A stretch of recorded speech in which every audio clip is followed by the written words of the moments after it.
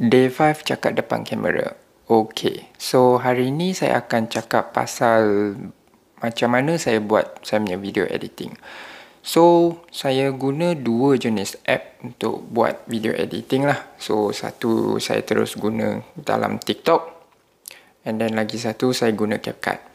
Okay, so TikTok saya akan edit dalam app ni sebab I nak buat video yang cepat. So dengan function dia ada banyak lah function, tapi saya cuma guna 2-3 function saja untuk buat video dalam TikTok. So yang pertama saya paling suka guna ialah untuk buat caption. Sebab function caption dia agak bagus. So untuk dia, bila dia dah auto generate caption tu, I tak perlu tukar terlalu banyak perkataan yang saya salah tersebut ke atau apa, sebab dia punya function capture perkataan tu agak tepat. Okay, so itu sajalah untuk TikTok punya. So kalau untuk CapCut punya lebih banyak lagi function, lebih senang untuk korang untuk buat editing.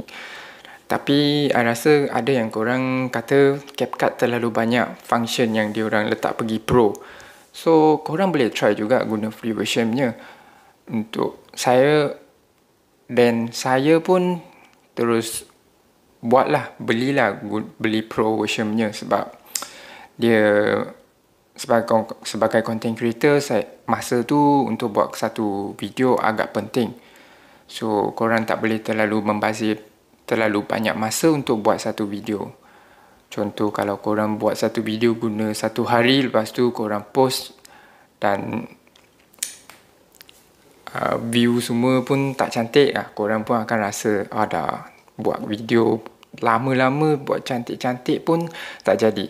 So beli pro punya boleh jimatkan masa korang. So I bukan nak promote CapCut sebab I cakap berdasarkan saya punya pengalaman. So dia akan memberi banyak function lah. Contoh macam korang boleh buat auto caption ke, and then ada yang color correction semua, then dia punya transition punya function. So ada banyak lagi lah korang boleh explore sendiri. So itu saja saya punya pengalaman untuk mengguna dua app ni sebagai